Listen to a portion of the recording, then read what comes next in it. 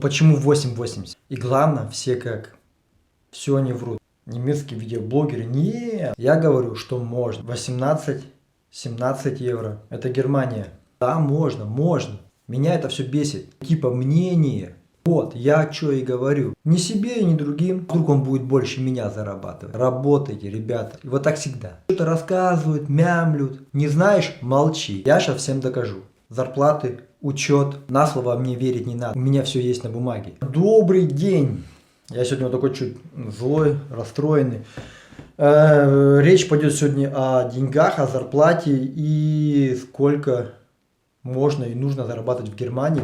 Я недавно смотрел у одного немецкого блогера, вернее, русскоговорящего немца, или как это сказать. У нас здесь в Германии их очень много развелось. И они все твердят, или многие твердят, что русским здесь больше 8 евро 80 в час не светит. Видео смотрел, я если что-то по дому делаю, одеваю наушники, и как-то выпал опять на русскоговорящего немецкого блогера, и он тоже там в грудь себя бил и говорил, что русские, которые сюда приезжают, должны черную работу только делать. И я сегодня докажу, что нет. Я вам все-таки покажу, сколько я зарабатывал 6 лет тому назад. Да, 6 лет назад. Вернее, 8 лет назад, в 2012 году, я начал работать на заводе Mercedes. Как временный работник через фирму, это все знают. Многие видеоблогеры твердят, что работая даже на заводе через такую контору, как вот фирма, кто знает, невозможно заработать больше среднего минимума. Это все вранье. И сегодня я вам покажу мои расчеты, мои апрехнинги с тех времен. Я не люблю разговаривать о деньгах, не люблю показывать свои деньги, сколько я зарабатываю, так как не заведено разговаривать о деньгах и не заведено хвастаться этим. Некоторые это делают, ну пусть делают. Что меня сегодня подвинуло на это, показать вам, сколько я зарабатывал 8 лет назад на заводе Mercedes, то, что многие видеоблогеры себя в грудь стучат и говорят, что нам, русским, здесь, или русскоговорящим, которые проживают в Германии, невозможно пробиться и заработать хорошие деньги. Это все вранье. Вот. И сейчас я вам пойду достану все документы с тех времен и покажу и докажу, что в Германии русские не только для черной работы. Так, сейчас я за документами быстро. А пока меня не будет, пожалуйста, возьмите секунду времени, поставьте пальчик наверх под видиком, под видосом, да? Я сейчас буду. Так, ну что, ты поставил пальчик наверх? Кстати, наверх, а не на низ. У меня какой-то есть дружелюбный подписчик, который ставит мне все время пальчики вниз. Я не успею видео поставить, и у меня уже стоит палец вниз. Скажем, видео 10 минут, а буквально минуты через 2, как видео загрузилось, уже пальчик вниз стоит. Ладно, ребята, кстати, я когда поднимал документы с тех времен, я нашел вот такую вот фотографию. Смотрите, это у нас была последняя модель, выходила с нашего завода, и наша смена, наш коллектив, мы здесь делали фотографию такую. Я вам сейчас ее еще засвечу крупным планом. Да, Валеру помню хорошо, нас 2 русских работало там, я пришел, Валера уже 2 недели работал, веселые времена были. Ну ладно, ребята, кстати, как я попал на завод Mercedes, я вам тоже расскажу, очень веселая история, это веселая и грустная история, так как наши русские немцы, как говорится, друг другу ничего хорошего не желают, и как это у меня все было, как я это добился, я вам расскажу попозже. Ну, ребята, в принципе, я начал на заводе Mercedes работать 31.10.10. Это было ровно 8 лет тому назад. И проработал, я вот последний взял бланк. 31.08.12 я ушел с этой работы. Почти что 2 года отработал. 2 месяца не хватило, чтобы отработать мне 2 года. Начал я работать, как я уже сказал, 2010 года, и у меня зарплата была ровно 16 евро 60 копеек. Сейчас я тоже засвечу крупным планом. Ребята, грязными у меня было 2500 евро, 46, 2546 евро и 81 копейка. И чистыми я работал по 3 классу, это кто в Германии живет, знает, я получал 1882 евро. И вот, для тех видеоблогеров, которые говорят, что русские здесь не могут работать на ляй-фирму и зарабатывать такие деньги. Спустя почти что 2 года, когда я увольнялся, кстати, я увольнялся сам, я уже зарабатывал 17 евро 76 центов. Это можно сказать, что у меня зарплата поднялась почти что на 1 евро. Ну, можно сказать, что на 1 евро. Больше, чем на 1 евро поднялась. И когда я уходил с работы, моя зарплата грязными выходила 3325 евро и 93 копейки. И также по 3 классу я получал чистыми 2304 евро 52 копейки. Для меня, да, вообще-то хорошие деньги, ребята. Я как раз, у меня родилась дочка. И как вот наши блогеры все твердят, что вот русский должен где-то там работать на стройке или еще что-нибудь. То же самое твердили и мне. И я как-то шел по этой тоже колее, и как, знаете, вот если объяснить, в молодости бывало, что втюришься в какую-нибудь девчонку, и тебе все друзья вокруг говорят, да ну, тебе даже не стоит туда лезть, у тебя шансов нету. И вот так вот здесь же в Германии тогда было, да и сейчас тоже есть, мол, типа, куда ты рыпаешься, тебя все равно не возьмут. Я скажу так, ребята, пробуйте, если у вас нету знания, нет такого мощного знания немецкого языка, это не преграда. Где-то начать работать, например, на каком-нибудь заводе, на какой-то фабрике, где можно заработать больше, чем где-то грузчиком или еще что-то. Даже если грузчиком ты работаешь, тоже надо знать немецкий язык. Ну и вот, теперь мы подошли к тому, как я устроился на эту работу. Работал я на одной фирме, где много было русских наших тоже.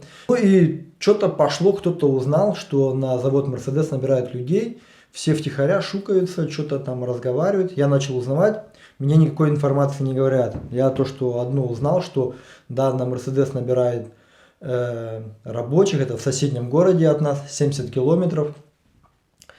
И по каким критериям, и кого, и что почем, какую тебе корочку надо, или еще что-то, я даже не знал, потому что никто тебе не говорил, все, не знаем, короче, все как-то шифровались, как говорится, каждый хотел сам туда попасть, что ли. Ну, я долго не стал их допытываться, мол, типа, расскажи, потому что все равно не расскажут, каждый хочет сам туда попасть.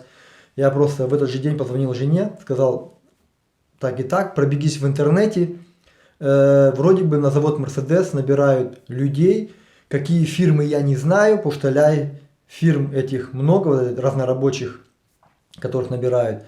Я говорю, зайди в интернет, задай завод Mercedes и там минус фирма. И она, правда, нашла 2-3 фирмы, куда можно написать было свое резюме. Кстати, ребята, я знаю, сейчас кто-то напишет мне, что вот ты обещаешь давно сделать видос по тому, как устраиваться, как вести себя на собеседовании. Ребята, все будет. Я все вот взялся, я сделаю, потому что я считаю, что это видео многим поможет. Сразу бегу наперед. Наверное, кто-то скажет, да ну, я могу прийти и меня возьмут на работу.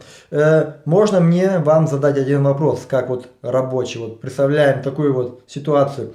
Вы пришли, напротив вас сидит начальник, плюс еще и вон зам или еще что-то, или кто-то. И вам задают простой вопрос. Как вы себя поведете в той ситуации, когда у вас проблема с вашей коллегой? Если вы на этот вопрос можете быстро и правильно ответить, то вас сразу возьмут на работу.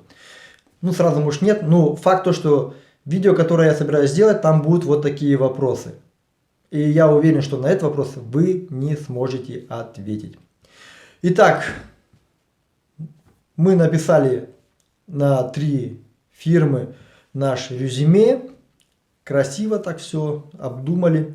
И, честно говоря, через каких-то 3 недели меня пригласили на собеседование, и через 2 недели я уже начал работать на заводе Mercedes. Я когда туда пришел, вау, ты чё, я работаю на завод Mercedes, мы делаем машины, такие крутые Мерса.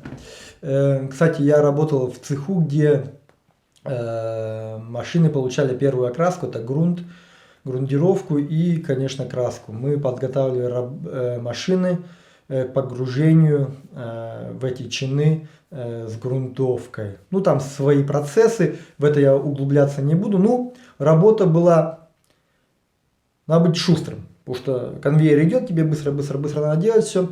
Потом где-то буквально через полгода у меня появилась возможность, или вернее наш мастеру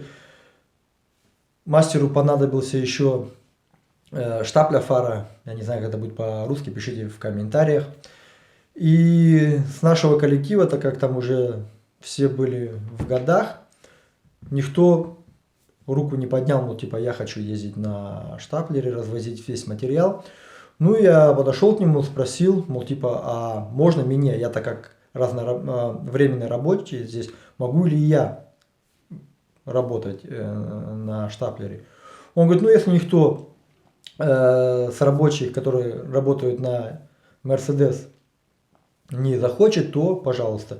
И через недельку я уже сидел в таком помещении, где 2 дня нам рассказывали, учили, как вести себя на заводе. А да, кстати, у меня уже были права на этот штаплер, так что мне просто 2 дня надо было поделать уроки, поучить, сдать экзамен, и я уже сидел на штаплере и развозил запчасти по нашему цеху. Вот. И вот это была моя работа 2 года. И все, нормально. Правда, я первые 2 месяца боялся телефона, когда звонил или там по-быстрому. Это надо привезти, потому что я еще не знал, какие детали назывались. Все-таки немецкий язык. И через 2 месяца я уже, когда звонил телефон, я видел номер, я уже знал примерно, что им нужно. Вот. Так что я этим хочу сказать? Видеоблогеры, которые твердят в своих видосах или в своих стримах, что русскому здесь не светит работать на таких фирмах и зарабатывать больше 8,80 €, так как это 8,80 € это минимальный минимум, который ты можешь в Германии заработать. Кстати, в следующий год вроде бы хотят поднять повыше. Не знаю, сколько это будет. Я хочу сказать, что вот мое доказательство, что я работал от фирмы 2 года и получал 17 евро в час. И заметьте, я не учился не на Kfz-мастера, я не учился там, у меня не было специальности в сторону автомобильной индустрии, вот так вот. Вот я учился на слесаря, а работал на заводе Mercedes.